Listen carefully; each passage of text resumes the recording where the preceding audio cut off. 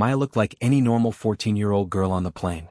But hidden under her sweatshirt was her father's military dog tag. Colonel James Falcon Reynolds had been one of America's greatest fighter pilots. When the military escort discovered who she was, everything changed at 35,000 feet. Before watching full story, comment below from where are you watching. Also like and subscribe for more stories. Maya Reynolds sat in seat 17A, looking like any other 14-year-old girl on a plane.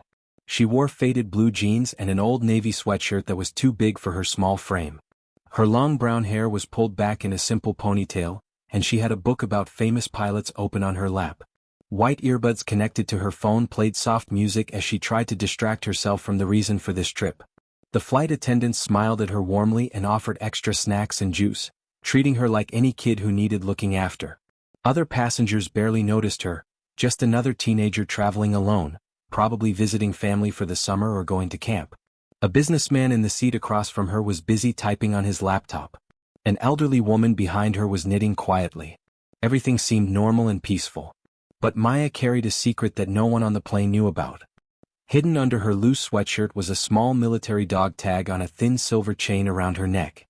The metal was worn smooth from years of handling, and the letters were slightly faded but still readable. It didn't belong to her, it had belonged to her father, Colonel James Falcon Reynolds, one of the most respected and famous fighter pilots in Air Force history.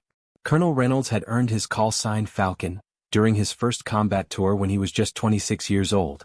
The name came from his incredible eyesight and his ability to spot enemy aircraft from impossible distances, swooping down on targets with the speed and precision of a hunting bird.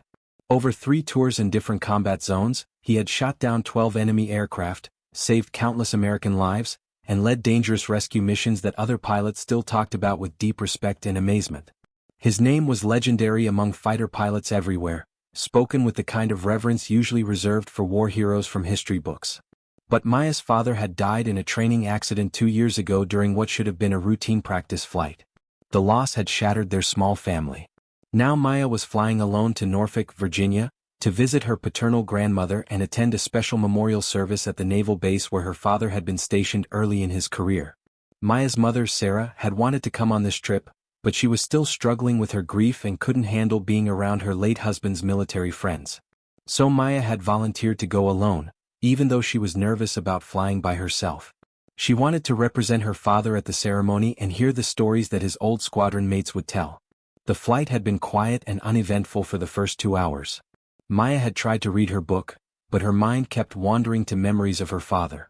She remembered how he would take her to air shows on weekends, explaining the different types of aircraft and telling her stories about his flying adventures. He had always made flying sound like the most magical thing in the world. Then the captain's calm voice came over the intercom, breaking through her thoughts. "Ladies and gentlemen, we're experiencing some unusual air traffic in our area today. Military aircraft will be escorting our flight for the remainder of our journey. This is just a standard precaution, and there's absolutely no cause for alarm. Please remain seated with your seatbelts fastened." Maya looked out her small window and gasped.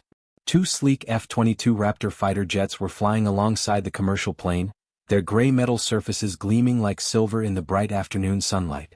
They maintained perfect formation, moving with the kind of precision that only came from years of training. She had seen F-22s before at air shows with her father, but never this close during a regular passenger flight. The sight made her heart race with excitement and a touch of sadness. In the cockpit of the lead F-22, Major Rick Viper Chin adjusted his helmet and spoke into his radio with the crisp professionalism of an experienced pilot. "Control, this is Viper 1. We have visual contact on United Flight 447. Aircraft is maintaining proper altitude and course. Requesting passenger manifest for routine security screening." The air traffic controller's voice crackled back through the radio static. "Viper 1 sending manifest now. We're conducting standard checks for anyone with military connections or security clearances. Should be routine." Major Chen's wingman, Captain Lisa Storm Martinez, flew in tight formation beside him in the second F-22. She was one of only a few female F-22 pilots in the Air Force and had earned her call sign during a particularly difficult mission in bad weather. "Control, this is Storm 2. I'm reviewing the passenger list on my screen, and I'm seeing a name here that can't possibly be right. It shows a passenger listed as M. Falcon Reynolds in seat 17A. There was a long, surprised pause on the radio frequency. Then Major Chen's voice came back, filled with disbelief and confusion. Storm, did you just say Falcon? As in Colonel James Falcon Reynolds? That's exactly what it says here on my screen, Viper. But that doesn't make any sense at all. Falcon went down 2 years ago in that training accident over Nevada. The whole Air Force mourned that loss. Major Chen felt his heart skip a beat and his hands tighten on the controls. Every fighter pilot in the United States Air Force knew about Falcon Reynolds. The man had been a living legend long before his tragic death, holder of 3 distinguished flying crosses, 2 silver stars, a bronze star, and more successful combat missions than most pilots accumulated in their entire careers. Chen had actually had the honor of flying with Falcon during a joint training exercise 5 years earlier, and the experience had made him a better pilot. Storm, that has to be family.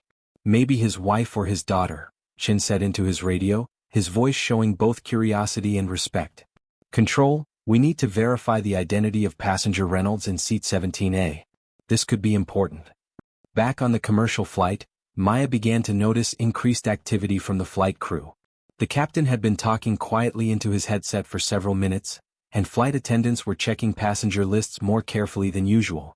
She didn't think much of it at first, assuming it was just part of the military escort procedure, until Jessica, the friendly flight attendant who had been taking care of her, approached her seat with a slightly nervous expression.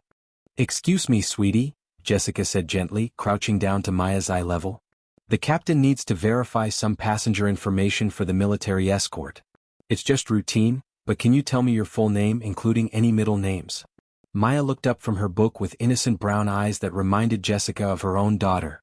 "Maya Falcon Reynolds," she answered in a clear, simple voice. Jessica's eyes widened with surprise and recognition. She had heard the name Falcon mentioned several times in the hushed radio conversations between the cockpit and ground control.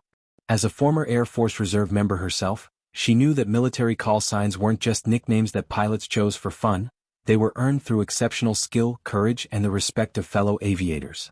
"And, honey, is Falcon your middle name or does it mean something special?" Jessica asked carefully. Maya touched the dog tag under her sweatshirt unconsciously. "It was my father's call sign when he was a fighter pilot," she said quietly, her voice carrying a mixture of pride and sadness.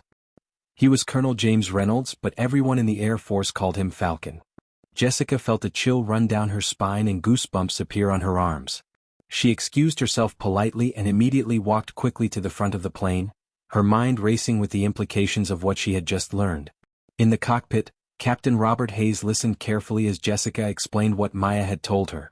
His co-pilot, First Officer Jennifer Park, stopped what she was doing to listen as well.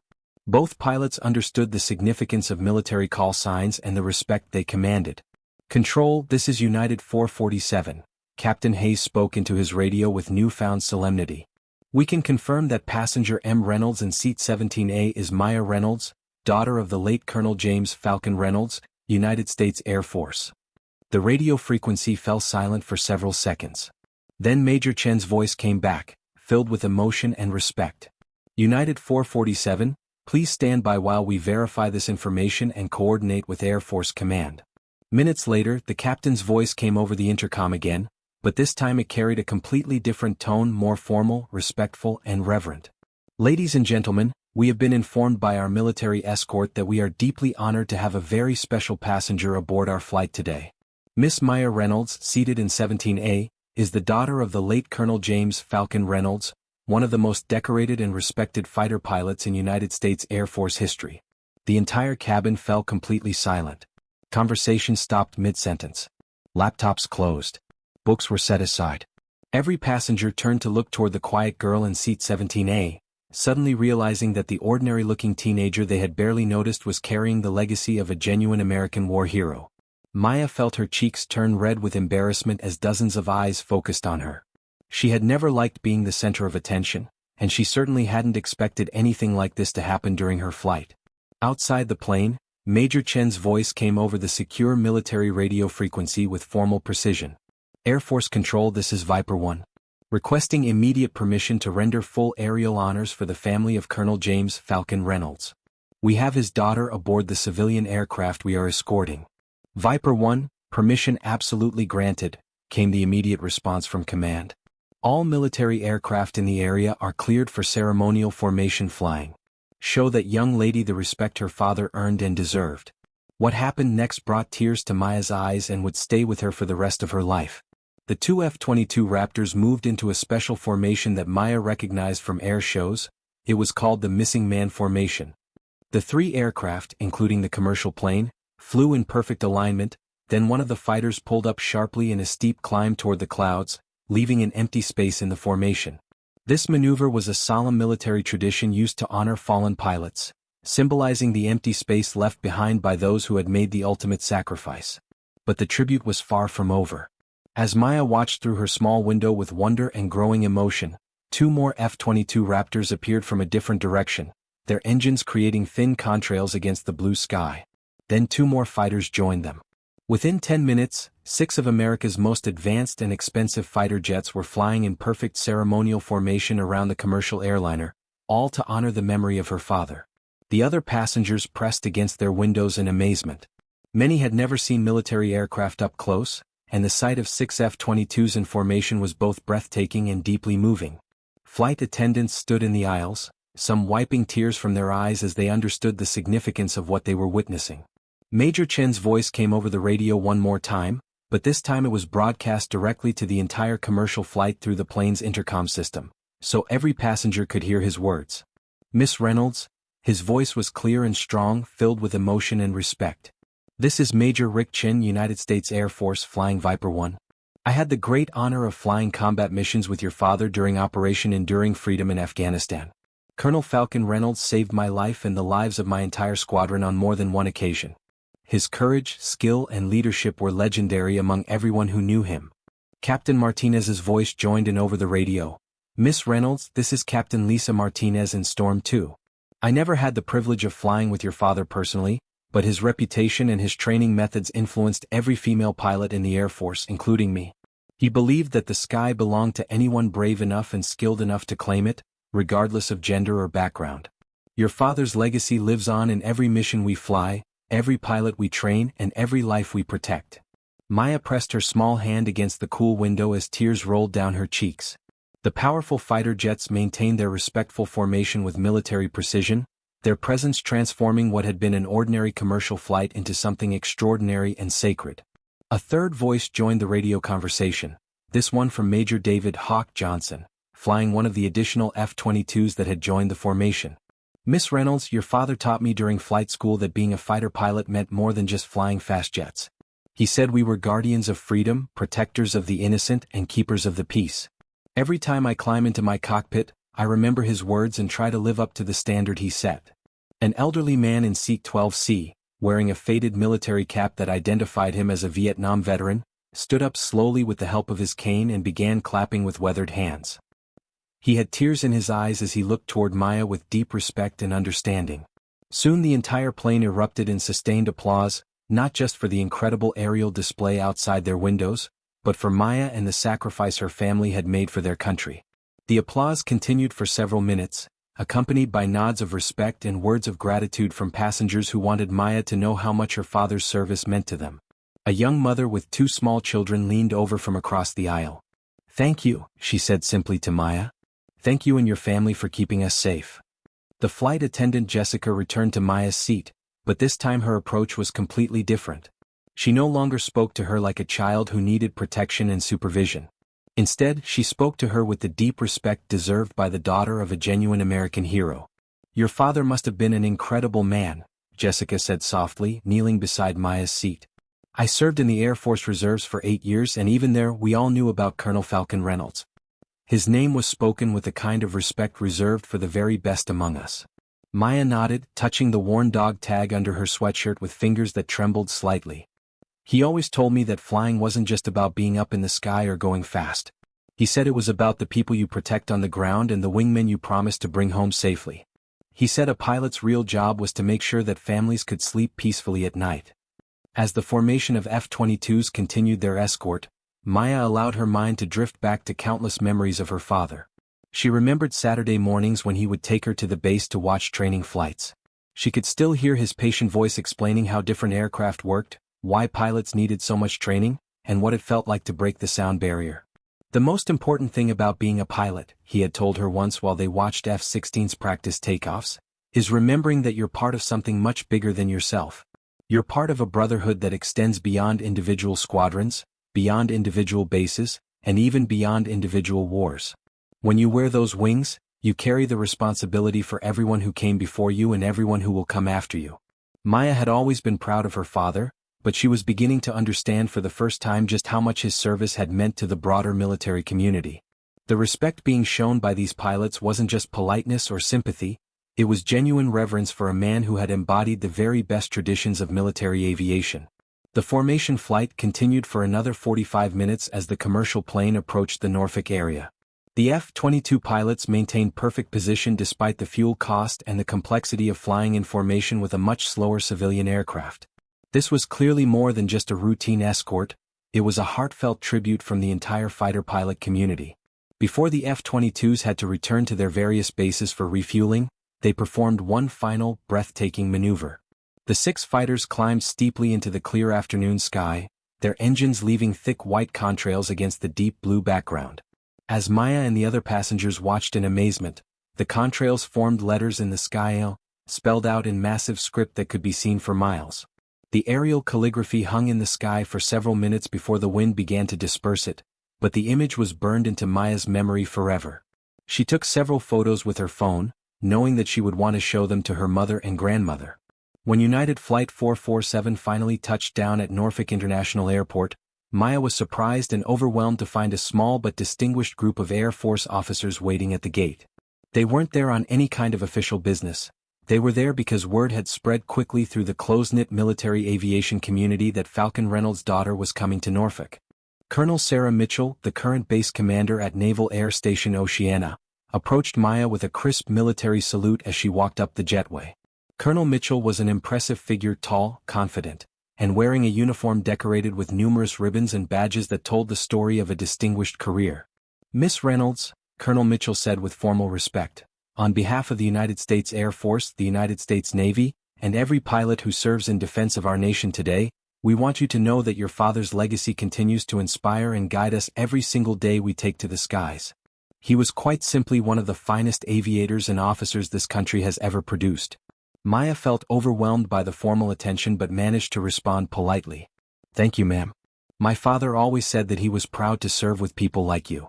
As Maya walked through the airport terminal, accompanied by her new military escorts, she realized that being in seat 17A that day had fundamentally changed something important about her life. She wasn't just a teenager traveling alone anymore, trying to cope with the loss of her father. She was now fully aware that she was the keeper of Colonel James Falcon Reynolds' legacy, and that the entire military aviation community, thousands of pilots, crew members, and support personnel, stood ready to honor that legacy whenever she needed them. The quiet girl who had seemed so ordinary and unremarkable to her fellow passengers at the beginning of the flight carried within her the living spirit of one of America's greatest fighter pilots. And now, thanks to the extraordinary respect and honor shown by Major Chin, Captain Martinez, and their fellow aviators, everyone knew that heroes' legacies live on through the families they leave behind. Maya smiled through her tears as she remembered her father's favorite saying, "A true pilot never flies alone. They carry the hopes, dreams, and protection of everyone who depends on them, and they're always supported by the wings of everyone who flies beside them." Today she had learned an important lesson that would stay with her forever. Even though her beloved father was gone, she would never truly be alone. The entire brotherhood and sisterhood of military aviation would always be her wingmen, ready to support her and honor her father's memory. The story of Maya Reynolds, the remarkable girl in seat 17A, spread throughout the Air Force community within days, shared in squadron-ready rooms, officer clubs, and flight training schools across the country. It became a reminder that heroism isn't just about individual achievement or personal glory, it's about the lasting impact that one dedicated person can have on everyone who follows in their contrails. And sometimes, that profound impact shows up in the most unexpected places, even 35,000 feet above the ground during what starts as a routine commercial flight. Years later, Maya would indeed become a pilot herself, inspired by that unforgettable day when the sky filled with America's finest fighters, all flying in formation to honor her father's memory. But she would never forget the moment when she truly understood what it meant to carry the name Falcon.